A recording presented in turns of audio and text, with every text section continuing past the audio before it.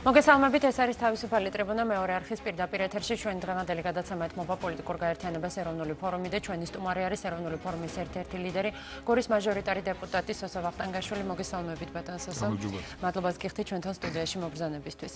ბევრ საკითხზე უნდა ვისაუბროთ ჩვენ დღეს, თუმცა გადაცემის პირველ ნაწილში ერთი კონკრეტული მიმართულებით მინდა რომ წავიყვანოთ ჩვენი საუბარი. 13 ივნის ეროვნულმა ფორუმმა დაიწყო საარჩევნო პროგრამული დოკუმენტების გამოქვეყნება სასამართლო ხელისუფლებით. ანუ ეს იყო პირველი თქვენი პროგრამული პრიორიტეტი, რომელიც თქვენ ამომრჩევლს და თქვენ მხარდაჭერებს წარუდგინეთ და ჩვენ განცხადებაში ვნახეთ, რომ საქართველოში თქვენ პარტია აცხადებს, რომ საქართველოში სამართლიანი სასამართლო არ არსებობს, სისტემა ჩამოყალიბდა წინა ხელისუფლების დროს, არა საზოგადოების, არამედ თავად ხელისუფლების ინტერესების დამცველად. პირველი კითხვა მინდა ესეთი დაგისვათ, ჩვენ ვიცით, რომ კოალიცია ქართული ოცნების და მათ შორის თქვენი როგორც კოალიციის მაშინდელი წევრის ერთ-ერთი უმთავრესი წინასაარჩევნო დაპირება იყო სწორედ ეგრეთ წოდებული სამართლიანობის აღდგენა და ზოგადად სასამართლო სისტემის ძირეული რეფორმირება. რა ხარვეზებს ხედავთ თქვენ დღეს წინა ხელისუფლებასთან შედარებით და რატომ ვერ მოხერხდა თქვენი აზრით სრულყოფილი რეფორმების გატარება ამ უმნიშვნელოვანეს სფეროში?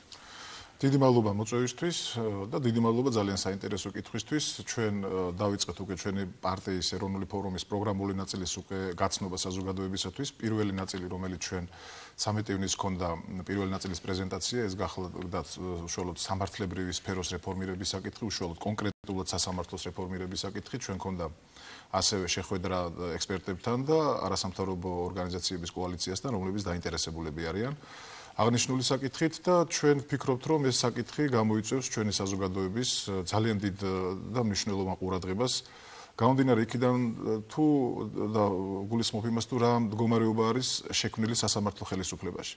პრობლემები შეიძლება ერთი სიტყვით აღიწეროს აი ამ სფეროში, ეს არის კოლექტიური მურუსიძე, ფაქტობრივად ჩვენ მივიღეთ სასამართლო და მოსამართლეთა კორპუსი, რომელიც პრაქტიკულად არის გარკვეულწილად პოლიტიკურად ანგაჟირებული, გარკვეულწილად მათ შეუძლიათ და აკეთებენ ისეთ გადაწყვეტილებებს, იღებენ ისეთ გადაწყვეტილებებს, რომლებიც ხშირ შემთხვევაში არ არის ადეკვატური საზოგადოების განწყობისადმი და ის ფაქტი, რომ მურუსიძე ჩაუდგა უშუალოდ აი ამ ესე ვთქვათ, სახელისუფლებო შტოს, ეს უკვე ძალიან ბევრ რამეზე არის მიმანიშნებელი და ძალიან ბევრი ადამიანი კონკრეტულად იმ არაპროფესიონალიზმით და იმ მიკერძოებულობით, რომელიც აი ამ სასამართლო ხელისუფლებას ახასიათებს, ზარალდება დღესაც. რა თქმა უნდა, მასშტაბები არის განსხვავებული, რა თქმა უნდა, ჩვენ კოალიციაში ყოფნის დროსაც და კოალიციური საერთო დაპირებაც იყო ის, რომ სასამართლოს ძირეული რეფორმირება არ მოხდა, ვერ მოხერხდა ეს და პირიქით მივიღეთ სასამართლო, რომელიც არის პოლიტიზირებული, თქვენ გახსოვთ ალბათ მურუსიძის მიერ და სხვა ზოგიერთი მოსამართლის მიერ გაკეთებული პოლიტიკური განცხადებები, რომ მათ აქვთ თურმე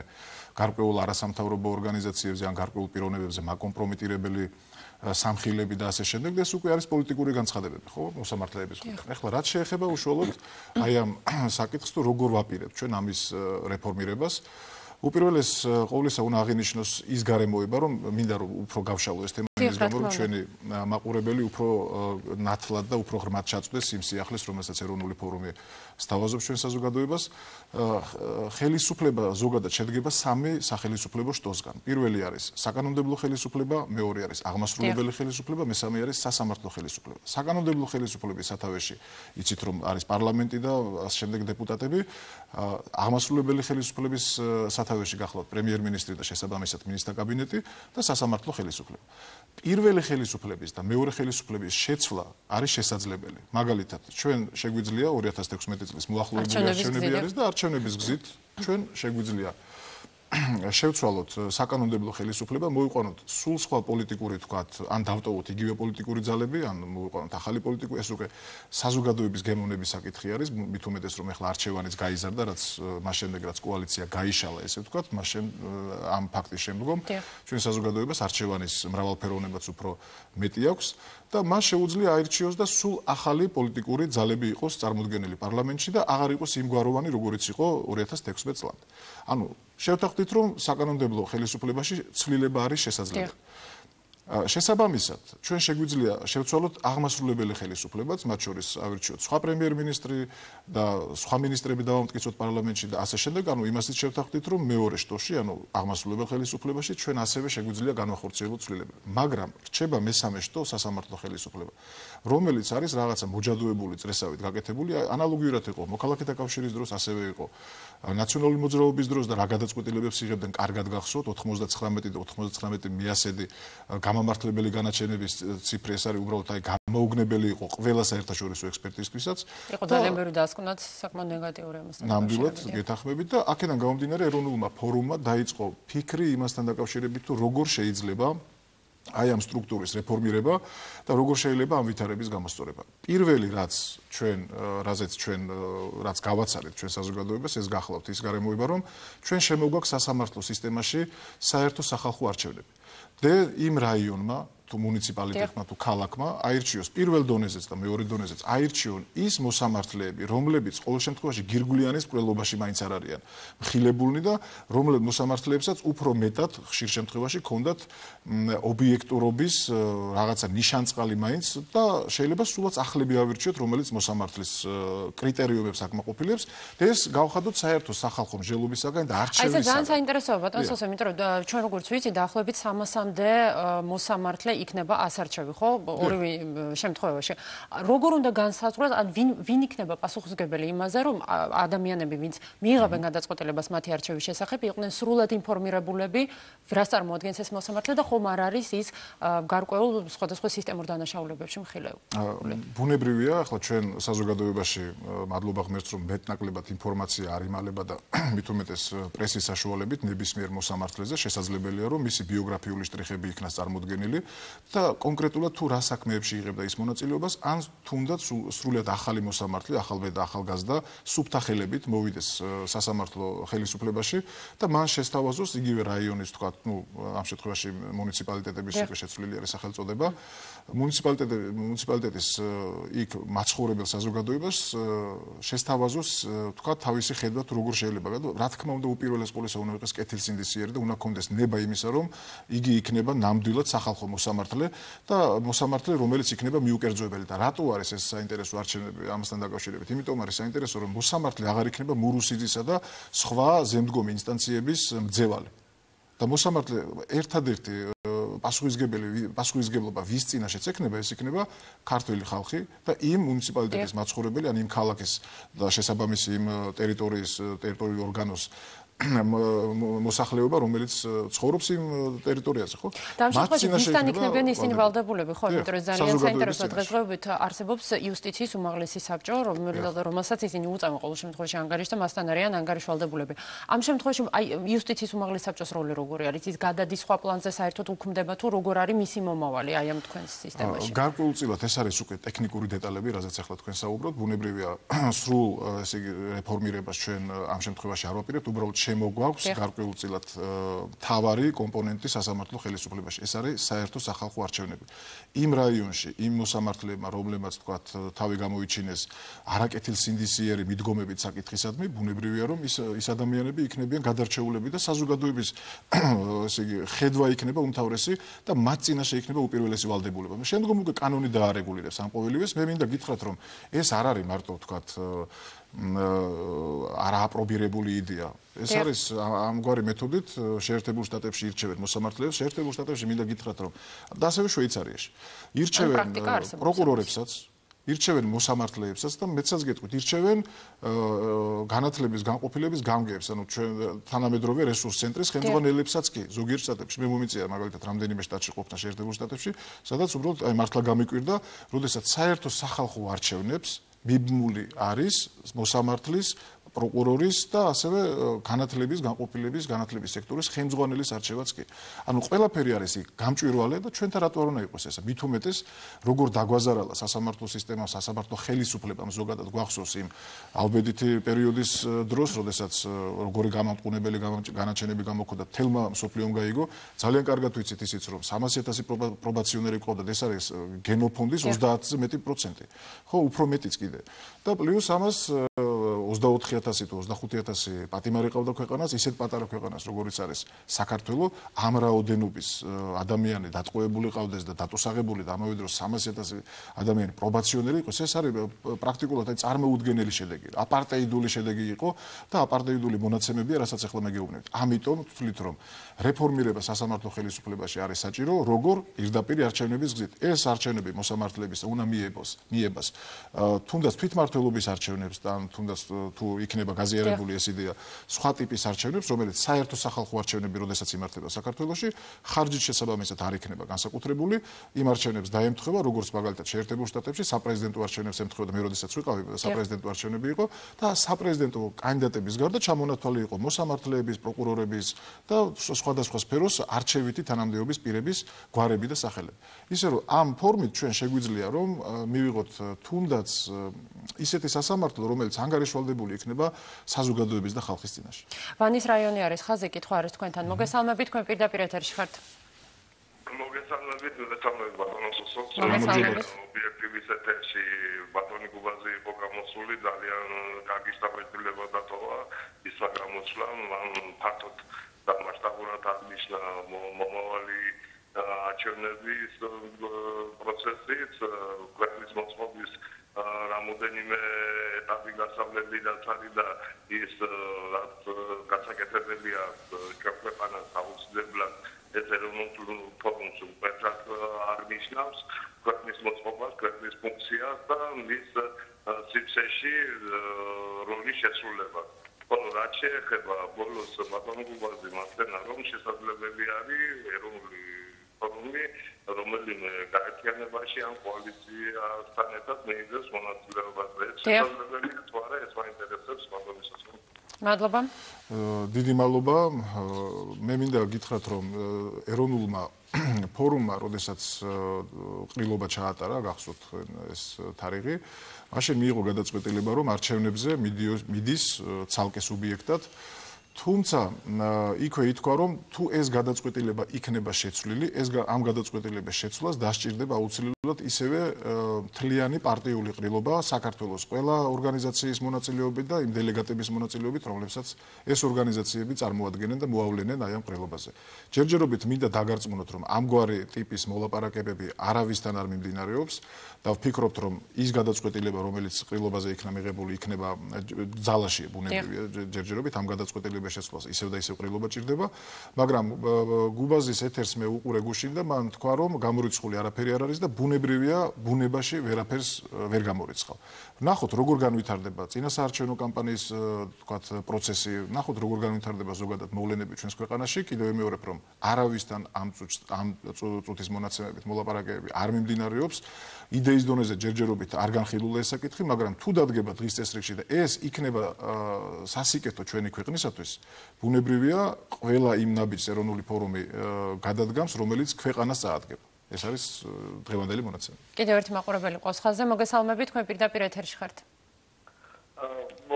მოგესალმებით, გისმენთ. მოგესალმებით, ბატონო სოსო, მოგესალმებით. გამარჯობა. გისმენთ.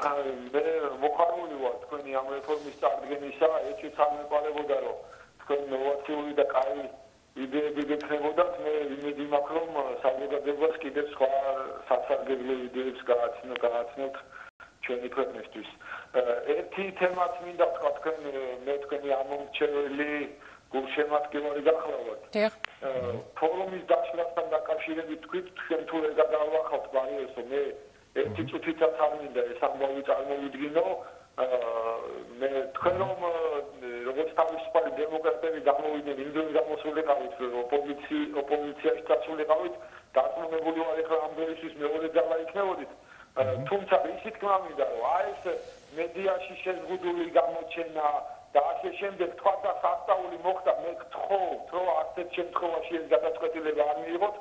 თქვენ რომ პარლამენტში ვერ შეხვიდეთ, ეს კიდევ მეტად დაიფაროს ეს პროცესი, ჩვენი ქვეყანა ამ პროცესში, თუმცა თქვენ მაინც შეძლებთ ისევ ფერზე წამოდგომას და წინ ივლით და ასეთ შემთხვევაში უკან ჩვენი ქვეყნის უკეთესობისკენ და ერთით მინდა დავამატო. ბატონო სოსო, თქვენ მე მინდა როგორც ამომრჩეველმა და ასევე მომხმარებელმა ვიცოდე, რომელი ბიზნესმენი გაფინანსებთ, რომ მე რადგან ის ბიზნესმენი თქვენ გიწყობთ ხელს, მე შევუწყო ხელი და მისი პროდუქცია შევიძინო. აქედან გამომდინარე, შემდეგი ჩვენი შეხვედრისთვის ამ ეთერში თუ სხვა ეთერში მე მოვითხოვ თქვენგან დამისახელოთ, რომელი ბიზნესმენი გაფინანსებთ, რომ მეც ვიცოდე და თქვენმა ამომრჩეველად. მადლობა ზარისთვის. ესეთი კითხვა არ დაუსვიათ სიმართლე რო გითხრათ, რომელი იშვიათად ისმევა ესეთი კითხვა ჩვენთან ეთერშიც. ნამდვილად საინტერესო კითხვა იყო. ეროვნული ფორუმის, ესე ვთქვათ, კვალიფიკაციიდან გამომდინარე, რომელიც ვთქვათ, დაფინანსების წყაროებს ეხება, ერთადერთი დაფინანსებელი ამ ეტაპზე გახლავთ სახელმწიფო, რადგანაც ეროვნული ფორუმი არის კვალიფიციური სუბიექტი, სახელმწიფო აფინანსებს, სხვა დაფინანსებელი ამ შემთხვევაში და ამ მოცემულობაში შერჯერობით ჩვენ არ აქვს, თუმცა თუ გავითვალისწინებთ იმ გარემოებას, რომ ოფიციალურად საარჩევნო მარათონი, ესე ვთქვათ, ახალი დაწყებულია, ბუნებრივია ძალიან ბევრ ადამიანს, კეთილსინდისიერ ადამიანს გაუჩნდება და ბიზნესმენს გაუჩნდება სურვილი, რომ დასპონსოროს, ესე ვთქვათ, ისეთი პოლიტიკური პარტია და ისეთი პოლიტიკური ძალა, რომელიც არის ეროვნული მემარჯვენე ცენტრისტული პოლიტიკური ორგანიზაცია, რომელიც დგას ქართულ ფესვებზე და ქართულ ფასეულობებზე, რაც ყველაზე მთავარი არის ჩვენთვის, ვინაიდან ახლა ისეთი პროცესები მიმდინარეობს, რომ გარკვეულწილად ფასეულობათა აღრევა ხდება ზოგიერთი დაინტერესებული ჯგუფებისგან. აქედან გამომდინარე, მინდა გითხრათ, რომ პარტია ეროვნული ფორუმი ყოველთვის იქნება ერთგული იმ ქართული ფასეულობების, იმ ზოგად საკაცობრიო ფასეულობების, რომელშიც საქართველოს აქვს და ქართულ კულტურას აქვს ძალიან დიდი წვლილი შეტანილი და ამავე დროს მინდა გითხრათ ისიც, რომ ჩვენ არ ვთვლით, რომ თქვათ, ჩვენთვის პრობლემა შეიძლება იყოს პარლამენტში ბარიერის საკითხი, ეს ჩვენ ამას არ განვიხილავთ, მაგრამ თუ კი მოხდა ისე რომ დაუშვათ რაღაცა გარკვეულწილად ვერ მორიცხულია, მაგრამ მე ვთვლი რომ შემდგომში უკვე მოგვიწევს სერიოზული დაფიქრება, გაანალიზება იმ ალბათ დაშვებული შეცდომებისა, სტრატეგიისა და ეს არის სამომავლო, თუმცა გამოვრიცხავ ახლა ეს თემა რომ დადგეს ჩვენი პარტიის წინაშე, ვინაიდან პარტიას აქვს ძალიან ძლიერი სტრუქტურები, ძალიან ძლიერი ორგანიზაციული, ესე ვთქვათ, სამუშაო არის ჩატარებული. იცით რომ ფაქტიურად ორი წამყვანი ლიდერის კახაბერ შარტავა და რეზო შავიშვილი არ შემოვიდა პარლამენტში იმის გამო, რომ ასეთ პროცესებისათვის არ შეეწყო ხელი, რასაც პარტიის დაშლა ან დაქუცმაცება ქვია და გამომდინარე აქედან მათ აიღეს საკუთარ თავზე პარტიული ორგანიზაციის და სტრუქტურების შემდგომში განვითარება და მათ თქვეს უარი პარლამენტში შემოსვლაზე. ეს უკვე მიანიშნებს იმაზე, თუ როგორი განწყობა არის ეროვნულ ფორუმში, თუ როგორი დამოკიდებულება არის საკითხისადმი და რა თქმა უნდა, ჩვენ ყველაფერს გავაკეთებთ იმისათვის, რომ ჩვენი პროგრამა, რომელიც პატარა ნაწილი ახლა გავაცანეთ ჩვენ საზოგადოებას სამართლებრივი კუთხით, გვაქვს ძალიან სერიოზული პროგრამა და რა თქმა უნდა ეს პროგრამა საკმაოდ მასშტაბურია, მაგრამ ჩვენ საზოგადოებას მივაწვდით ზუსტად იმ ფორმით და იმ ოდენობით, რომელთაც ის უფრო დაინტერესებული იქნება, უფრო გასაგები და ადვილ ენაზე იქნება მიწოდებული საზოგადოებისათვის, თუმცა ჩაშლა უკვე ტექნიკური საკითხების ამა თუ იმ მიმართულებით, ხო, ეს იქნება სოციალური საკითხები, განათლების საკითხი, აუცილებელი არის განათლების სფეროში ბუნებრივია სერიოზული რეფორმირების გაკეთება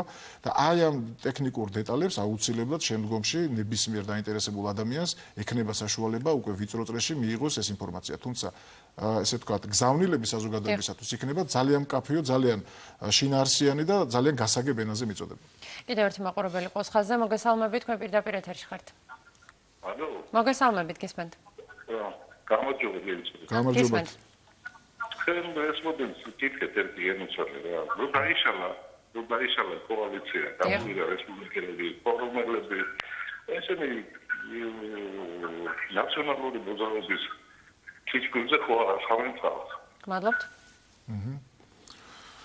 ხო, მე ვფიქრობ, რომ ეს საკითხი, რომელიც ახლა იქნა დასმული, მიმაჩნია, რომ არ ვასხამთ და არ დავასხამთ არასოდეს ნაციონალური მოძრაობის წისქვილზე წყალს. თქვენ გახსოვთ ეროვნული ფორუმი ქუჩაში, გახსოვთ მისი მრავალრიცხოვანი და ძალიან პერმანენტული აქციები ნაციონალური მოძრაობის წინააღმდეგ და ბუნებრივია ჩვენ არასოდეს არ გავაკეთებთ იმას, რომ ნაციონალური მოძრაობის რაღაცა რეანიმაციის ან რაღაცა პროცესებს შეუწყოთ ხელი, მით უმეტეს მთელი პარტიის, ესე იგი, ბოლო წლების გულისხმობ 2012 წლამდე არჩევნებამდე იყო სწორედ ნაციონალური მოძრაობის და ხელისუფლების წინააღმდეგ მიმართული და ახლა რა თქმა უნდა არ არის ლოგიკა იმაში, რომ დაუშვათ გარკვეული პროცესები ნაციონალური მოძრაობის სასარგებლოდ რო განვითარდეს კოალიციის დაშლით. არ მგონია, პირიქით, ეხლა ჩვენი ამოცანა იქნება განსაკუთრებული ამოცანა ჩვენი ეროვნული ფორუმის გახლავთ ის, რომ ნაციონალური მოძრაობა დაუმარცხოთ ოპოზიციაში. და ის არ იყოს ნომერ პირველი ოპოზიციური ძალა. ვინაიდან ის ტენდენციები, როგორც ახლა არის გამოკვეთილი პარლამენტში, ვთქვათ 60-65%, 65% დაახლოებით არის უმრავლესობის და კოალიციის ამჟამინდელი თუ ყოფილი წევრების მხრიდან წარმოდგენილი საქართველოს პარლამენტში, მაგრამ მაინც დიდი რაოდენობით არის ნაციონალური მოძრაობა საქართველოს პარლამენტში წარმოდგენილი და პირობას გაძლევთ, რომ ამ ნაბიჯითაც, რომელსაც გულისხმობდა, რომელსაც ქვია ნაციონალური მოძრაობის ოპოზიციაში დამარცხება, მიმაჩნია, რომ ნაციონალური მოძრაობა 2016 წლის არჩევნებისათვის არ იქნება ნომერ პირველი ოპოზიციური პარტია. ამის გარანტიას გაძლევთ და არაფერს არ გავაკეთებთ იმისათვის, რომ ვთქვათ ნაციონალური მოძრაობის მარგინალური პარტიის რეანიმაცია მოხდეს. ბატონ სასოვით რა გადასამის მეორე ნაწილზე გადავალთ, ისევ მინდა დაუბრუნდეთ ამ სასამართლოების სისტემას, ვინაიდან ორი მომენტი არის, რომელიც ასევე საინტერესო არის თქვენი მხარდამჭერებისთვის და რომელიც მოყვანილი არის ამ პროგრამაში. ეს არის პირველი მოსამართლეთა არჩევის შესახებ, ანუ ვადების შესახებ თქვენი თვალთახედვა. ჩვენ ვიცით, რომ თქვენ არ იზიარებთ იმ მოსაზრებას, რომ ისინი უვადოდ უნდა იყვნენ არჩეულები და პარტიაში მაგალითად თვლიან და ჩვენ მოვისმინეთ განცხადებები, რომ ვითარების გამოსწორება სამართლებრივი გზებით შეუძლებელი გახდება, თუ კი მოსამართლეები იქნებიან უვადო დანიშნულები და არჩეულები. ამ შემთხვევაში თქვენ როგორ ხედავთ გამოსავალს და თქვენ როგორ ხედავთ დავუშვათ იდეალურ სისტემას აი ამ შემთხვევაში? საერთოდ უნდა აღინიშნოს ის გარემოება, რომ თანამდებობა, ნებისმიერი თანამდებობა ადამიანებს ცვლის. და ძალიან ხშირად არის ხოლმე სუსტი ნებისყოფის ადამიანები გარკვეულ ცდუნებას ვერ უძლებენ და ამისგან რა თქმა უნდა დაზღვეული არ არის არც ერთი სახელმწიფო სისტემა, არც ერთი სამინისტრო, არც სასამართლო, არც მოსამართლე და აი ამ ფაქტორის გათვალისწინებით ბუნებრივია შეიძლება გაჩნდეს ალბათობა იმისა, რომ ესა თუ ის მოსამართლე შესაძლებელია რომ იყოს ვთქვათ გამოცვლილი, ხო? და სწორედ ამას ემსახურება პროექტში და პროგრამაში მოყვანილი ჩვენი ვთქვათ ვერსია, როგორ შეიძლება ამ ყველაფრის დარეგულირება და კიდევ ვიმეორებ, რომ თუ კი ადამიანი ერთი მხრივ დაცული არის, რომ უვადოდ შეიძლება იყოს ამა თუ იმ თანამდებობას და ესეც რა თქმა უნდა თუ ნებისყოფა არ აქვს ადამიანს, შეიძლება მის საწინააღმდეგოდ განვითარდეს აი ეს პროცესი და ჩვენ გვინდა რომ ეს ადამიანების დავაზღვიოთ და ქვეყანას დავაზღვიოთ და იყოს ქვეყანაში პერმანენტულად სამართლიანობის გრძნობის გაჩენა საზოგადოებაში და ყველაზე მთავარი რაც არის სასამართლო და სამართალი არის ამ ქვეყანაში ყველაზე მთავარი და ეს ეხება ყველას პოლიტიკურ პარტიებსაც, არაპოლიტიკურ თუ სხვა ინტერესთა ჯგუფებს თუ სხვა თქვა საზოგადოების წარმომადგენლებს, მათ უნდა კონდეთ განცდა იმისა, რომ ცხოვრობენ სამართლიან ქვეყანაში და რა პროცესებიც ამას ჭირდება, სწორედ ეს არის მოყვანილი, ახლა ბუნებრივია ვერ გავშლით ამ თემას დროის და ფორმატის გამო. და ჩვენ ვფიქრობთ, რომ უნდა მივცეთ საშუალება ადამიანებს, რომ თავისი რესურსი წარმოაჩინონ ამა თუ იმ თანამდებობას და მე ვნახოთ როგორ განვითარდება ამასთან დაკავშირებით მოვლენები. კიდევ ერთი მაყურებელი გველოდება, მოგესალმებით, თქვენ პირდაპირ ეთერში ხართ. მოგესალმებით, გისმენთ? მე მაინტერესებს ფორუმის წარმომადგენელი ბრძანდება და ასეთი შეკითხვა დავუსვა მაგით. რა ინტერესებით სარგებლობენ, როდესაც მას მამისებს ანტიდისკრიმინაციულ კანონს და ვის ფედავენ დისკრიმინებულ საქართველოში რომელ ფენას? მადლობა.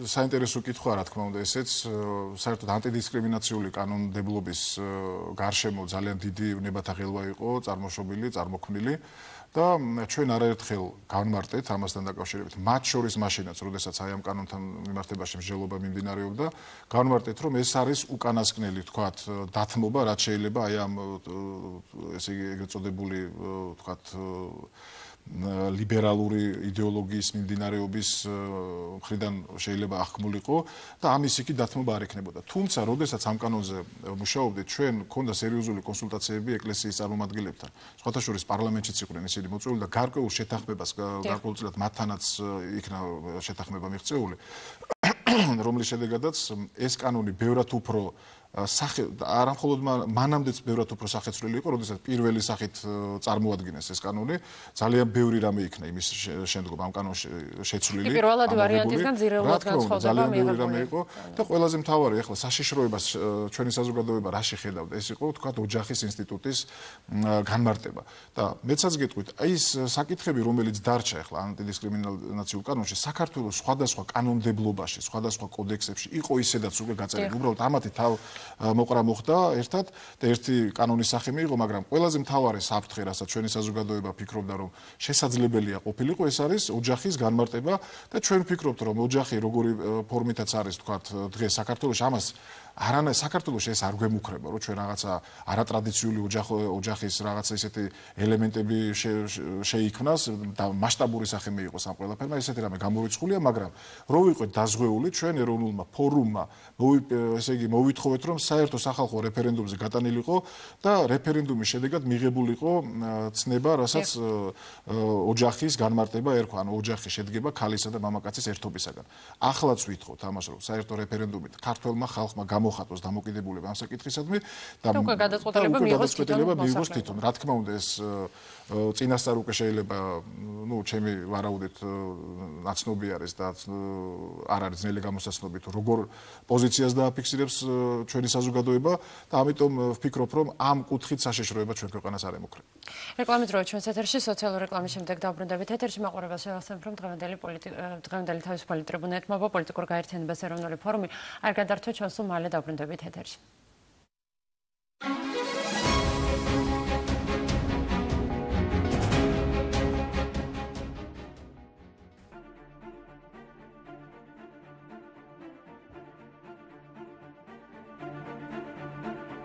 რას ფიქრობენ პრესის წარმომადგენლები ბიძინა ივანიშვილის დღევანდელი შეხვედრის შესახებ ბეჭდური და ონლაინ მედიის წარმომადგენლებთან? რა წერია სტრასბურგის ადამიანის უფლებათა სასამართლოს გადაწყვეტილებაში ივანე მერაბეშვილთან დაკავშირებით? რა კანონპროექტებზე მუშაობს ამჟამად პარლამენტი და შეიზღუდება თუ არა თამბაქოს მოწევა საქართველოში? რა მდგომარეობაა ვერეს ხეობაში ტრაგედიიდან 1 წლის შემდეგ? რამდენად დაცულია დღეს სტიქიისგან თბილისი და როგორი იქნება ვერეს ხეობის მომავალი? გადაცემის პირველ ბლოკში ლაშა ტუღუში, მეორე ბლოკში გუგული მაღრაძე და მესამე ბლოკში ირაკლი ლექვინაძე. დღეს არგუმენტების დროში მეორე არხზე.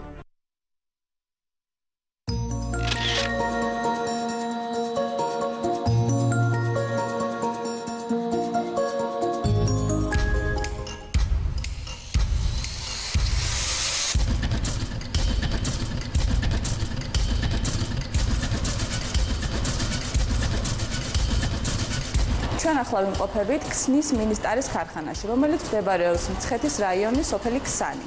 ქარხანა უკვე მრავალი წლის განმავლობაში ფუნქციონირებს და აწარმოებს სხვადასხვა ტიპის ბოთლებს.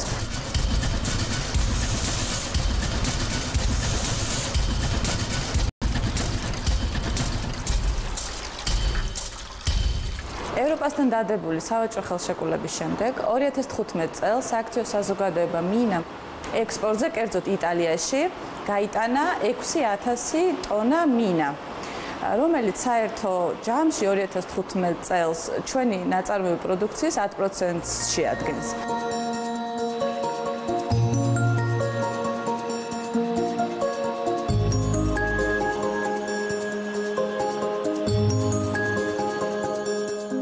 რაც შეეხება ფასებს, უნდა გვესმოდეს, რომ არც ერთი რეგულაცია უფასო არ არის. თუნდაც მაგალითად სანიტარული და ფიტოსანიტარული მოთხოვნები აუცილებლად აისახება ფასებში, მაგრამ მეორეს მხრივ გაზრდილი კონკურენცია ფასებს უბიძგებს შემცირებისკენ.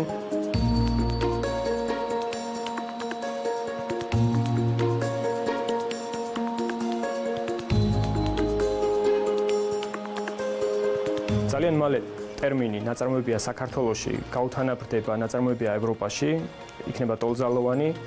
ადგილობრივი ბიზნეს გარემო მოიზიდავს ინვესტიციებს, მით უმეტეს იმ ქვეყნებიდან, რომელთაც არ აქვთ მსგავსი ხელშეკრულება ევროპასთან.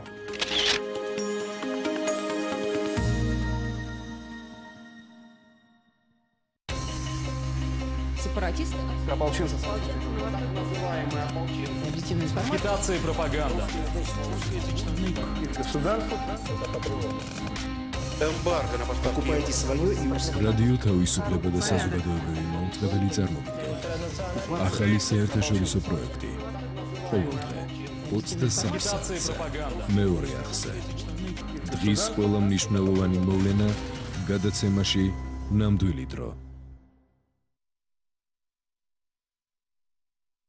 ევროკავშირის წევრი ქვეყანა, უნგრეთი, თავისუფალი მადიარების სამშობლო, მეორე მსოფლიო ომის შემდეგ სოციალისტური ბანაკის ნაწილი გახდა. 1956 წელს სახალხო მღელვარება თავისუფლების მოთხოვნით საბჭოთა ჯარმა ბუდაპეშტში სასტიკად ჩაახშო. უნგრეთი იყო პირველი ქვეყანა ყოფილი სოციალისტური ბანაკიდან, რომელმაც 90-იან წლებში თავისუფლების მოპოვების შემდეგ რეფერენდუმის გზით ევროკავშირში შესვლას დაუჭირა მხარი. 1991 წელს ხელი მოეწერა ასოცირების შეთანხმებას ბუდაპეშტსა და ბრიუსელს შორის. 2004 წელს უნგრეთი ევროკავშირის წევრი გახდა. ქვეყანაში განხორციელდა რამდენიმე ათეული მილიარდი ევროს ინვესტიცია, გაიზარდა ექსპორტი, გაჩნდა ახალი სამუშაო ადგილები და გაუმჯობესდა ინფრასტრუქტურა. 2014 წლის მონაცემებით მთლიანი შიდა პროდუქტი ერთ სულ მოსახლეზე 2003 წელთან შედარებით 1.5-ჯერ გაიზარდა. უნგრეთის მიერ მიღწეული წარმატებები ევროპული არჩევანის შედეგია. საქართველო ირჩევს განვითარების ევროპულ გზას. ყოველ შაბათს 19 საათზე მნიშვნელოვანი მოვლენების ყოველკვირეული ანალიზი და პროგნოზი. თემები, რომელიც საზოგადოების ყურადღების ეპიცენტრში ხვდება. საზოგადოების მიერ დასმული კითხვები და პასუხები პირდაპირ ეთერში მათგან, ვინც მთავარ მოვლენათა ეპიცენტრშია. ყოველ შაბათს 19 საათზე ეპიცენტრი მეორე არხზე.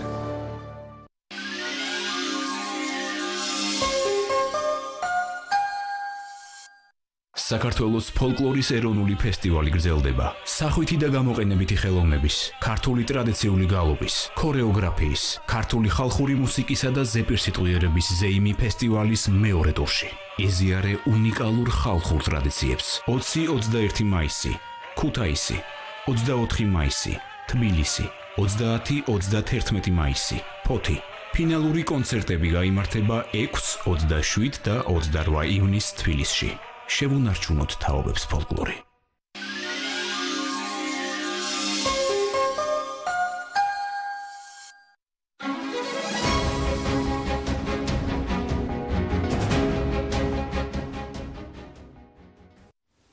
თავისუფალი ტრიბუნა დაბრუნდა პირდაპირ ეთერში. მე შეგახსენებთ, რომ ჩვენ დღევანდელი გადაცემა ეთმობა პოლიტიკურ გაერთიანებას ეროვნული ფორუმი. ჩვენი სტუმარი არის ეროვნული ფორუმის ერთ-ერთი ლიდერი, გორის მაჟორიტარი დეპუტატი სოსო ვახტანგაშვილი.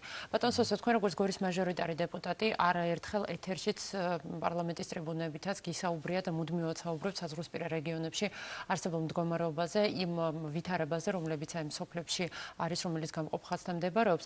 რა ხდება, ბოლო ინფორმაცია რა არის, რა მდგომარეობაში არიან ეს ადამიანები და დავუშვათ კეთდება თუ არა რაიმე დასახმარებლად და მათი ყოფის შესამსუბუქებლად. თუ ხედელობაში მივიღებთ იმას, რომ თქვათ გადაცემები გაქვთ ხედელობაში, მინდა გითხრათ, რომ ამჟამადაც რამდენიმე ადამიანი არის გადაცებული სამწუხაროდ de facto სამხრეთ ოსეთის ადმინისტრაციის პირობებში იყოფებიან, მაგრამ ერთ-ერთი ადამიანი, რომელსაც მე შეგნებულად არ დავასახელებ გვარსა და სახელს, რომელიც ერთ-ერთი მიმდებარე სოფლიდან არის და ამას შეგნებულად ვაკეთებ, იმიტომ რომ მე ვიყავი ამ ოჯახში მისული, მე შევხვდი დედამის, ვესაუბრე ოჯახის წევრებს და მე მათგან ერთად შევთანხმდით, რომ ჯერჯერობით მის სახელსა და გვარს არ დავასახელებდით, იმიტომ სახელი და გვარი ცნობილია, მაგრამ ამ თემას არ გავუკეთებდით ისეთ აჟიტირებას, ვინაიდან არ ჩანს საერთოდ ეს პიროვნება. მივიდა საოკუპაციო ხაზთან, დაახლოებით ახლა ვიგეთყვით 2 კვირის წინ 28 მაისს მივიდა, იქ ქონდა რაღაც სარწყავი წყლის სათავე ნაგებობა იყო და იქიდან იკარგება ამ ახალგაზრდა კაცის 25 წლის ახალგაზრდა ბიჭის კვალი. საწავი და როგორ წავიდა არავინ არ იცის. ამაზე მუშაობენ რა თქმა უნდა სამართალდამცავი ორგანოები, მაგრამ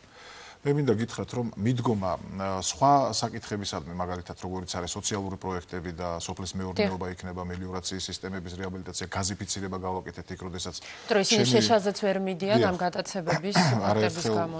არაერთხელ მithქვამს პარლამენტში შესვლისთანავე პირველი საკითხი, რაც დავაყენე, ეს იყო კონფლიქტის ზონის გორის მუნიციპალიტეტის სოფლების გაზიფიცირება, იმიტომ რომ ტყის მასივები აღმოჩნდა ეგრეთ წოდებული სამხრეთ ოსეთის ტერიტორიაზე და ვეღარ სარგებლობდა ჩვენი მოსახლეობა. რა უნდა ყოფილიყო ალტერნატივა, ბუნებრივი ალტერნატივა უნდა ყოფილიყო ბუნებრივი აირი.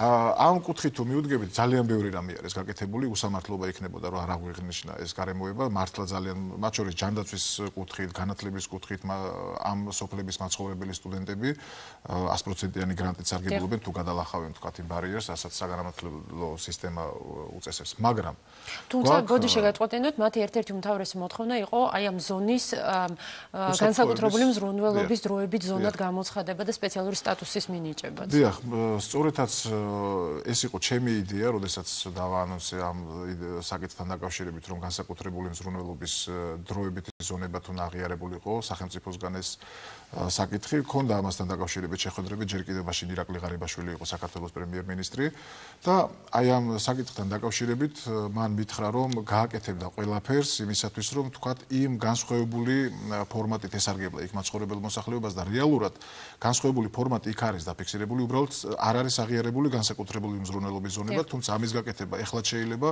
და მოუწოდებ ხელისუფლებას, რომ აღიაროს განსაკუთრებული მზრუნველობის ზონებად, მაგრამ სრული კატასტროფა გვაქვს ჩვენ საოკუპაციო ხაზის ხასთან მიმდებარე სოფლების უსაფრთხოებასთან დაკავშირებით. მე არ მინდა კიდე ბევრ დეტალებზე ვისაუბრო ამასთან დაკავშირებით, თუმცა აღნიშნავ იმას, რომ საქართველოს პარლამენტში მე დავაყენე საკითხი, რომ მომხდარიყო პერიმეტრის გაკონტროლება ვიდეოკამერების საშუალებით. როდესაც რაღაცა პრობლემას აყენებ, პოლიტიკური პარტია იქნება, ელემენტარული დეპუტატი იქნება თუ სხვა, არ უნდა იყოს ჩასაფრებულ რეჟიმში ხელისუფლებასთან, არ უნდა იყოს თქვათ ესე აი ნიშნის მოგებით არ უნდა ელაპარაკო ხელისუფლებას და სწორედაც ამას ვაკეთებ მე და არ ველაპარაკები ხელისუფლებას ნიშნის მოგებიდან ჩასაფრებული კაცის პოზიციიდან, მაგრამ როდესაც მე გავაკეთე განცხადება, რომ ვიდეოკამერებით აღიჭურვოს თუნდაც არასრული პერიმეტრი, ახლა იქ არის გარკვეული მონაკვეთები, სადაც ნამდვილად არ საჭიროებს ვიდეოკამერების დაყენება, მაგრამ ეს საკითხი არ იქნა ყურად აღებული საქართველოს ხელისუფლების მიერ. არ იქნა ყურად აღებული არც ოპოზიციის მიერ, რომელიც თუ გახსოვთ თქვენ წინასაარჩევნოდ გაახსენდებათ ხოლმე ოკუპირებული ტერიტორიების ესე ვთქვათ მიმდებარე სოფლები, დარბიან დროშებით, ათასნაირ სისულელეს ეუბნებიან ამ ადამიანებს, აღიზიანებენ, ბანერებს გლიჯავენ და ყრიან იქ რაღაცა და გაურკვეველ სიტუაციებს ჩადიან აი ამ ზონასთან მიმართებაში და შემდგომ როდესაც მართლა პრობლემა არის და მართლა რაღაცა საკითხები არის გადასაწყვეტი, არც პარლამენტში მათ შორის ჩემი კოლეგა დეპუტატები, აი ერთი დეპუტატი არ მოსულა ნაციონალური მოძრაობიდან და არ უკითხავს, რომ აი ეს საკითხი, რომელიც თქვენ წარმოშვით აი ამ ვიდეოკამერების კონტროლთან დაკავშირებით, რა შეცვლის, როგორი იქნება, თქვა ტექნიკური შესრულების დეტალები და ასე, არავის არ დაინტერესებია. და მინდა ვამხილო ეს ადამიანები იმ ფარისევლობაში. ფარისევლები არიან, როდესაც მიდიან წინასაარჩევნოდ, მხოლოდ მაშინ ახსენდება და ეუბნებიან, რომ ჩვენ ამას გავაკეთებთ, ესე იქნება, ასე იქნება და როდესაც რეალური საკითხი დგება, უშუალოდ აი გამოსავალსაც ვეძებთ, ხო? მე ხელისუფლებას როცა ვაკრიტიკებ, რომ მან ყურად არ იყო ეს ჩემი ინიციატივა, მე ამავე დროს გამოსავალით შევთავაზე, რომ ის ფაქტიური მდგომარეობა მართლაც რთული არის, რომელიც არის აი ამ ზონაში შექმნილი, მაგრამ გამოსავალი შევთავაზე. და არა ის რომ მხოლოდ და მხოლოდ გვეკრიტიკებინ ამ შემთხვევაში ხელისუფლება და გამოსავალი არის რა ვიდეოკამერებით აღჭურვა. ხურჩის ინციდენტი, როდესაც გიგა ოთხოზორიას ტრაგედია დაგვემართა ყველას ერთად. ეს არ იყო ერთი ოჯახის ტრაგედია, ყველა ჩვენთაგანის ტრაგედია იყო. ჩვენი თვალით ვნახეთ თუ როგორ მოხდა ხურჩაში ადამიანის მკვლელობა, ესე ვთქვათ, აი ვიდეოკამერებმა იყო ამის მასალა გავრცელებული. და მე იგივე რუსული მხარე, რომელიც ოფიციალურად აღიარებს, რომ მან უნდა დაიცვას ეგრეთ წოდებული სამხრეთ ოსეთის საზღვრები და მისი მესაზღვრეები არიან შემოსული, თქვათ, აი ამ ზონაში და აკონტროლებენ აი ამ პერიმეტრს. იმ ხურჩის ტრაგედიასთან დაკავშირებით იძულებული გახდა და რეაგირება მოახდინა საგარეო საქმეთა სამინისტრომ რუსეთის ფედერაციას. არა მარტო საპარლამენტო, არამედ არასაპარლამენტო ადანაშაულობდა ხელისუფლებას სწორედ დროში გაწელილ რეაქციაში, ანუ ისინი ითხოვდნენ, რომ უფრო მკვეთრი, უფრო სწრაფი, უფრო მკაფიო რეაქცია ყოფილიყო. ნუ ოპოზიციაში ხა თუ თქვენ გულისხმობთ ნაციონალურ მოძრაობას. არა, მე გულისხმობ ასევე არასაპარლამენტო ოპოზიციას და ძალიან ბევრი განცხადებები ჩვენ მოვისმინეთ, რომ ხელისუფლების რეაქცია უფრო დროული უნდა ყოფილიყო მათი თქმით და მათი სიტყვით. კი ბატონო, ჩემთვის მაგალითად მე ახლა ოპოზიციას გავყოფდი ორ სპექტრად, არასაპარლამენტო და საპარლამენტო ოპოზიციად გავყოფდი. საპარლამენტო ოპოზიციის, ანუ ნაციონალური მოძრაობის არანაირი რჩევა კონფლიქტებთან მიმართებაში არ არის გასათვალისწინებელი, იმიტომ რომ რაც მათი ხელმძღვანელობის, როდესაც ქვეყანას ხელმძღვანელობდნენ და მართავდნენ ისინი, რაც დაემართა ჩვენ ქვეყანას, ყველამ კარგად ვიხილეთ ეს ამბავი ჩვენ. ამიტომ მათი გამოცდილება ამ შემთხვევაში არ გამოგვადგება ჩვენ. მაგრამ არის კვალიფიციური ადამიანები, რომლებიც მაგალითად თავისუფალი დემოკრატები, რომელიც ასევე საპარლამენტო ოპოზიცია მილიონი. ახლა ამაში დადანაშაულება ხელისუფლების რო აი ამ რაღაცა იყო ალბათ გარკვეული საკითხები, რომელზეც იმ შემთხვევაში ხელისუფლებამ ჩათვალა, რომ გარკვეული პაუზა უნდა აიღო, ვინაიდან ამ ბოლო დროს ძალიან დადებითი ტენდენციები იკვეთება უშუალოდ მოსახლეობასთან ურთიერთობაში. ეს გულისხმობ როგორც ოსებს, ისევე აფხაზებს. გარკვეული ნდობის აღდგენის ელემენტები შეიმჩნევა, მათ შორის ცხინვალის ლიახვი არის ამისი ნათელი მაგალითი, საფეხბურთო კლუბი, რომელმაც პირველ ლიგაში გაიმარჯვა ახლა და პირველ ადგილზე გავიდა და ოსებით არის დაკომპლექტებული და ქართველებით ეს გუნდი და მათ შესანიშნავად მოახერხეს და მთელ მსოფლიოს აჩვენეს, რომ ეს არ არის ეთნიკური კონფლიქტი. რომ ოსებს და ქართველებს შეუძლიათ მათ შორის ქართული დროშის და ქართული ჰიმნის ქვეშ გულზე ხელი დაიდონ და იდგნენ ერთად და ერთად ითამაშონ და ერთად მიაღწიონ შედეგს.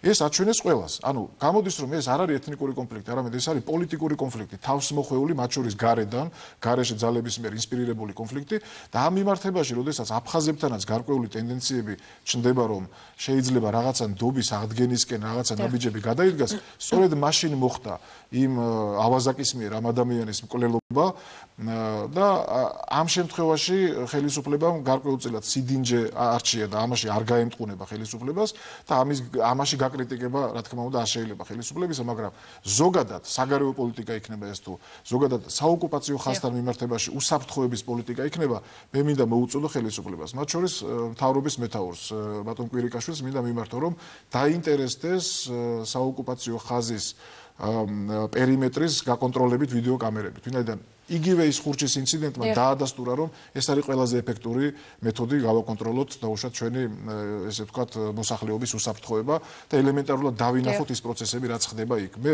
ვიყავი რამოდენიმე ოჯახში, ახლა რამოდენიმე დღის წინ, მათ შორის სოფელ დიჩში, იგივე ვთქვათ ბერშუეთში, საიდანაც გატაცებულები არიან ადამიანები და მათთანაც მქონდა საუბარი და გვითხრეს, რომ მაგალითად აი სალოცავი, სამების სალოცავი არის ბერშუეთის სოფლის განაპირას, რომ მივდივართ, იქ ყოველთვის მუდმივად არიან ჩასაფრებულები, გარკვეული ადამიანები, რომლებიც ცდილობენ, რომ რაღაცა ფორმით დაგიჭირონ, გადაგიყვანონ იქით, მე სურათს უღებენ უკვე ბანერის იქით მხარეს და სხვათა შორის ვიყავი მეღრიკეში, მეჯვრისხევში.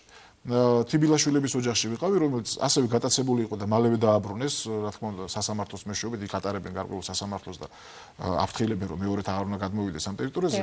კილომეტრ ნახევარი შიგნით მოხდა და დაფიქსირდა ის ფაქტი, როდესაც ეს თიბილაშვილი დაიჭირეს და დააპატიმრეს. კილომეტრ ნახევრის შიგნით იყვნენ შემოსული საოკუპაციო ხაზიდან. თუ კი ელემენტარულად იქ ექნება გარკვეული ვიდეო თვალთვალის საშუალება, მარტივად ამხელ ნებისმიერ დაუშვათ იმ მესაზღვრე ეგრეთ წოდებული მესაზღვრე იქნება თუ ვინც იქნება იმ ქმედებებში, რასაც ისინი ახორციელებენ. გამხილება გასაგებია, მაგრამ შემდეგ რა ხდება? ანუ იურიდიული მექანიზმები როგორი უნდა იყოს, რომ თუნდაც ის მესაზღვრა, რომელიც არის ოკუპირებულ ტერიტორიაზე და ფაქტურად გატაცებას ახდენს ადამიანის, რომ ის სათანადო დაისაჯოს, ვინ ზრდის მას? კეთილი, ძალიან კარგი კითხვაა და საინტერესო კითხვაა. მანამ იურიდიულ იმაზე ვთქვათ პროცესებზე გადავალთ, მანამდე ხო უნდა დაფიქსირდეს ფაქტი. თუ ფაქტი ვერ დააფიქსირებ, ვერც იურიდიულად მიედავები და ვერც ვერანაირ პასუხს ვერ მოსთხოვ, ხო? როდესაც დაფიქსირდება, რომ ძალადობს ესა თუ ის მესაზღვრე და ზოგადად უკვე 21 საუკუნეში ლეკიანობის სინდრომად გვექცა უკვე ეს ათეულობით ადამიანი არის უკვე დაპატიმრებული და ჩვენი ქვეყნისთვის აი მე პირად ღირსება შელახული ვარ მე თვითონ ისე ვარ აი აღელვებული აი მოვლენებიდან გამომდინარე რაც ხდება საოკუპაციო ხაზის მიმდებარე იქ ადამიანი მოვიკლეს ახლა ახალგაზრდა ბიჭია გატაცებული კვალი არ ვიცით საერთოდ სად არის წარმოდგენა არ გვაქვს მინიშნებები გვაქვს და ამიტომ არ ვლაპარაკობ კონკრეტულად ახლა ხმამაღლა აი ამ მინიშნებებზე იმიტომ რომ ოჯახთან შევთანხმდით ეს არც გვარს ვასახელებ და არც იმას ვისთანაც გონია რომ იმყოფება ამ შემთხვევაში თან ორი გასროლა მოხდა დაფიქსირდა იქ ვინ უნდა გააკეთოს ესა ამასთან ერთად ხელისუფლებას მე შევთავაზე გარდა ვიდეოკამერებით კონტროლისა დაიწყოს მოლაპარაკებები ეფექტურობის მექანიზმის გაზრდაზე EUTOS უკაცრავად ევროკავშირის სადამკვირვებლო მისიასთან. იმიტომ რომ ისინი გარკვეულწილად ძალიან დიდ როლს ასრულებენ, თამაშობენ ძალიან მნიშვნელოვანი მონიტორინგია, როდესაც ისინი იქ იმყოფებიან, ეს არის ძალიან კარგი გარკვეულწილად დაცულობის ევროკავშირის მხრიდან დაცულობის რაღაცა გარკვეული დოზა არის, მაგრამ მათი ქმედების და მარგი ქმედების კოეფიციენტის გაზრდაზე შეიძლება მათთან დალაპარაკება. უფრო ახლოს ან სტაციონარული პოსტები გახსნან, ან დაუშვათ სადღეგამისო მორიგეობა იქონიონ. ისინი ძირითადად არიან ქალაქ გორში, გორიდან იშლებიან სხვადასხვა მიმართულებები და საბოლოოდ იკრიფებიან დღის ბოლოს ისევ ქალაქ გორში. მე ვფიქრობ, რომ ამ თემაზე შეიძლება მათთან საუბრის დაწყება, ადგილებზე მიახლოება, დაუშვათ აი ამ ევრომონიტორების მიახლოება, თქვათ იმ საოკუპაციო ზოლთან. იგივე რაღაცა სხვა მექანიზმები კიდე შეიძლება, რომელიც შეიძლება ამ წუთში საჯაროდ ვერცა ვთქვათ, მაგრამ მე გეუბნებით, რომ ის მდგომარეობა, რაც არის ახლა საოკუპაციო ზოლის მიმდებარე სოფლებში უსაფრთხოების თვალსაზრისით, ვერანაირ კრიტიკას ვერ უძლებს. ამიტომ მიმართე მე საქართველოს მთავრობის მეთაურს, რომ დაინტერესდით ძალოვან სტრუქტურებთან ერთად მზათავართ ეროვნული ფორუმი ნებისმიერ დონეზე, ეს იქნება შინაგან საქმეთა სამინისტრო, ეს იქნება უშუალოდ უსაფრთხოების და სუსი სახელმწიფო უსაფრთხოების სამსახური, ან ნებისმიერი კომდაზვერვის სამსახური და სხვა ნებისმიერთან თანახმავართ, რომ შემოვიდეთ დიალოგში, მაგრამ თუ ხელისუფლებისგან არ იქნება დიალოგის სურვილი, ეს ჩვენი იდეა დარჩება იდეად და ამ ჩვენ მოქალაქეებს ხვალაც გაიტაცებენ, ზეგაც გაიტაცებენ და შეიძლება კიდევ უარესი შედეგებიც დადგეს. ამიტომ ვიმეორებ, იმ ჩემი განცხადების მე, რომელიც პარლამენტში გავაკეთე, გუშინ გავაკეთე კიდე ბრიფინგი, და გარდა იმისა, რომ არც ოპოზიცია დაინტერესებულა და არც ხელისუფლებისგან რეაგირება არ ყოფილა, ჟურნალისტებიც არიან სხვა თემით გადართულები. იმათ უფრო აინტერესებთ ვიღაცის კინკლაობა, რომელიღაცა პარტიამ ვიღაცაზე რეპლიკას თქვა, ახლა იმან როგორ უპასუხა და ასე შემდეგ. ერთადერთი საზოგადოებრივი მაუწყებელი იყო და რამოდენიმე სააგენტო იყო, რომელმაც გუშინ გაუშვა ჩვენი პრესკონფერენცია ეროვნული ფორუმის ოფისიდან ამ თემასთან დაკავშირებით.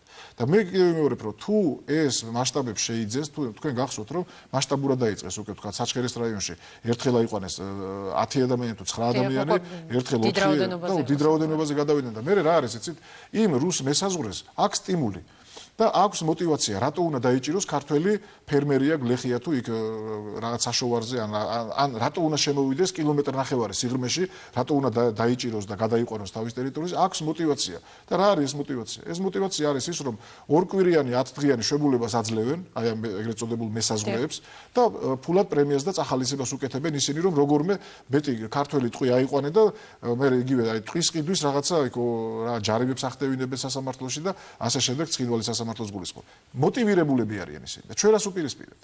შიშველი ხელებით ვდგავართ აი ამ მოტივირებულ მესაზღვრეებთან, რომლებიც იქ თუ ვერ ნახეს თავისი ნადავლი შემოდიან უკვე სოფლის სიღრმეში და იქიდან იტაცებენ ადამიანებს. რა შეიძლება დაუპირისპირო? მეც შორსა ვარ იმ აზრისაგან, რომ მივაყენოთ ახლა იქ ფორმიანი შეიარაღებული ადამიანები და რაღაცა კონფლიქტის პროვოცირება გავაკეთოთ. აი ეს გამორიცხულია, არ შეიძლება ამის გაკეთება. თუმცა უნდა იყოს მექანიზმები ადამიანების დასაცავად. კონტროლის და ნახო ნებისმიერი სხვა ქვეყნის დაუშვათ იგივე ისრაელის მაგალითი აიღონ, როგორ არის დაცული უამრავი სენსორებით და რადარული სისტემით და უამრავი სხვადასხვა მეთოდები აქვს ისრაელის იმას ახლა ვადარებ მეც ხო ისრაელს ცოტა ისეთი ის არის, მაგრამ იქ სხვა ფონია ბუნებრივია და ყოველ მხრივ უფრო და ჩვენთანაც იქნება ეს ფონი. ჩვენს გარშემო გავიხედოთ ხო რა ხდება სირიაში, როგორი კონფლიქტი მიმდინარეობს, ერაყში გადაიზარდა იგივე ერაყში. თურქეთში ესეთი სერიოზული ვთქვათ ტერორისტული აქტები ამერიკის შეერთებულ შტატებში, ყარაბაღში საკმაოდ დაძაბული ყარაბაღში დაძაბული სიტუაცია, უკრაინაში აგერ ევროპის საზღვარზე მიდის სერიოზული კონფლიქტი, ხო? ჩვენ ვიმყოფებით ძალიან დიდი ქარიშხალის ეპიცენტრში, სადაც ჯერჯერობით ღვთისმწყალობით არ არის სიტუაცია გამწვავებული, მაგრამ შეიძლება გამწვავდეს. ან ამის გამწვავების მოსურნე იყოს ვინმე. და სწორედ ამიტომ ვიძახე, როდესაც ფაქტი დაფიქსირდება, ხო? ბუნებრივია ამ ფაქტის გამოყენება უნდა შევძლოთ ყველანაირ დონეზე, ეს იქნება საერთაშორისო ტრიბუნა თუ ნებისმიერი დიპლომატიური არხები და კიდევ მეორე ხურჩის ტრაგედიის მერე რუსეთის საგარეო საქმეთა სამინისტრო გამოვიდა და თქვა, რომ ჩვენო ამ შემთხვევაშიო ჩვენი ბრალეულობა არ არისო, იმიტომ რომ აფხაზეთის სპეცსამსახურების წარმომადგენელი იყო ის მკვლელიო. ხო, მაგრამ ხო გახდა იძულებული, რომ გარკვეულწილად რაღაცა რეაგირება და პასუხისმგებლობა ეგზნო და განცხადება გაეკეთებინა. თუ დაუფიქსირებ, რომ რამდენიმე რუსმა მესაზღვრემ ჩაიდინა ესეთი დანაშაული, მერე სხვა ფორმატში ელაპარაკები ნებისმიერს. აი ფორმატზე მინდა კითხოთ, რამდენიმე წუთი დაგვრჩა, მაგრამ მინდა მოვასწრო ამ კითხვის დასმა 15 ივნისს, ან ფაქტურად დღეს ხო როგორც გამოდის, ჟენევის საერთაშორისო დისკუსიების მორიგი რაუნდი იწყება და ეს საკითხი იქნება, როგორც ჩვენ ვიცი, დასმული ამ მოლაპარაკებების დროს. რამდენად მნიშვნელოვანია საერთაშორისო საზოგადოების ჩართვა ამ შემთხვევაში და კონკრეტულ შედეგებს ველოდებით თუ არა, დავუშვათ არ დარჩეს ეს მხოლოდ მათი ან რაღაცა რეზოლუციის დონეზე, რომელსაც არავინ არ მისდევს და არავინ არ შეასრულებს. მეორე მხარეს გულისხმობს. საერთოდ ამ შექმნილ სიტუაციაში, რომელშიც ახლა და ამჟამად ვიმყოფებით ჩვენ, ეს ფორმატი რა თქმა უნდა კარგია რაღაცა დოზით, მაგრამ ყველაფრის გადამწყვეტელი და ყოვლის მომცველი ეს არ არის. უბრალოდ კონტაქტი და კომუნიკაცია მაინც ხდება საერთაშორისო ორგანიზაციების და ქვეყნების ჩართულობით და საზღვარგარეთ იმართება ვთქვათ შვეიცარიაში ხო ეს შეხვედრები და იქ რაღაცა საერთაშორისო საზოგადოების თვალყურის ქვეშ არის ეს პროცესები, რაც ახლა ხდება, მაგრამ ამის იქით გარკვეულწილად სერიოზული ნაბიჯების გადადგმა ამ ფორმატში ვერ ხერხდება. მე ვფიქრობ, რომ 2008 წლის შეერაღებულ ომამდე და კონფლიქტამდე, რომელიც რუსეთ-საქართველოს ომში გადაიზარდა, მანამდე, როდესაც იაკობაშვილი იყო სხვათა შორის მინისტრი და იაკობაშვილამდე დავით ბაქრაძე იყო რეინტეგრაციის მინისტრი, რომელიც ომის დროს ჩანგლებითა და დანებით მოგვიწოდებდა, რომ წინააღმდეგობა გაგვიწია სხვათა შორის რუსეთის არმიისთვის, ხო? აი მაშინ იქნა დაშვებული ძალიან დიდი შეცდომები, განსაკუთრებით უკვე იაკობაშვილის დროს, როდესაც ფორმატის ცვლილებაზე დაიწყეს საუბარი. მანამდე ფორმატი იყო 4 მხრივი, ეს იყო შერეული საკონტროლო კომისია, SKK ეგრეთ წოდებული და გახსოვთ ალბათ ცნობილი გამონათქვამი იაკობაშვილის, რომ SKK, KK, MAKA მოკვდა, აღარ არსებობს ეს ფორმატი დაივიწყეთ და როდესაც იმ მხარემ, იმ დანარჩენმა, ვთქვათ, რუსეთი იქნება თუ სამხრეთ ოსეთის მხარემ და ჩრდილოეთ ოსეთის მხარე იყო მეოთხე მხარე იქ ჩართული, როდესაც აღარ მიიღო ახალი ფორმატი, რომელიც ჩვენ შევთავაზეთ 2+2+2, ანუ 6 ფორმატიანი არ მიიღო, აღმოჩნდა სერიოზული ვაკუუმი, დიპლომატები ერთმანეთთან ვეღარ საუბრობდნენ, ვეღარ ხვდებოდნენ და სამხედროებმა დაიწყეს ერთმანეთთან ლაპარაკი და რა ენაზე ლაპარაკობენ სამხედროები, ყველას კარგად მოგეხსენებათ და მივიღეთ რუსეთ-საქართველოს ომი. აი იმ ფორმატის ცვლილებებმა გამოიწვია ის, რომ იმ 4 მხრივ ფორმატში საქართველოს ჰქონდა ვეტოს უფლება. მე მინდა ჩვენმა საზოგადოებამ კარგად გაიგოს, რას ნიშნავს ეს. ქართველი სარდლის გარეშე და თანათავმჯდომარის გარეშე ვერც ერთი ბრონირებული მანქანა თუ ჯავშან ტექნიკა თუ რაც არის ვერ გადაადგილდებოდა კონფლიქტის ზონაში. და შიგნით 500 ჯარისკაცი ყავდა ცხინვალში. 500 ქართველი სამშვიდობო ჯარისკაცი იმყოფებოდა ცხინვალში. და იმ ფორმატში, იმ 4 მხრივ ფორმატში ჩვენ შეგვეძლო უამრავ საკითხზე გვესაუბრა, არ დავეთანხმებოდით, ვერ გადიოდა, იმიტომ რომ ვეტოს უფლება ჰქონდა. დღეს ჟენევაში კარგია, რა თქმა უნდა, ეს მოლაპარაკებები რომ მიდის, სხვათა შორის იმ 25 წლის ბიჭის საკითხიც დადგება, ხოლო გარკვეული სხვა ფორმებით, ვინაიდან ძალიან ვერიდებით, რომ ეს საკითხი ძალიან ძიმეთ არის, იმიტომ რომ ორი გასროლის ფონზე ახალგაზრდა კაცი დაიკარგა ზუსტად 2 მეტრში იყო საოკუპაციო მართულ ხარჯებთან. და არ გვინდა ჩვენს პოლიტიკოსებმა რომ ამაზე რაღაცა ისეთი განცხადებები გავაკეთოთ, რაც მის დაბრუნება შეუშლის ხელს, მაგრამ თუ არ გაკონტროლდა ეს პერიმეტრი, ვერ ჟენევის მოლაპარაკებები უშველის ამას და ვერც ვერაფერი ვერ უშველის. მადლობას გიხდით ჩვენთან მობრძანებისთვის, წარმატებას გესურვებთ მაყურებელს. შევახსენებ, რომ დღევანდელი თავისუფალი ტრიბუნა ეთმობა პოლიტიკურ გაერთიანებას ეროვნული ფორუმი ჩვენი სტუმარი იყო ეროვნული ფორუმის ერთ-ერთი ლიდერი გორის მაჟორიტარი დეპუტატი სოსო ვახტანგაშვილი. მე ხვალამდე გემშვიდობები და მშვიდობიან საღამოს გესურვებთ ნახვამდის.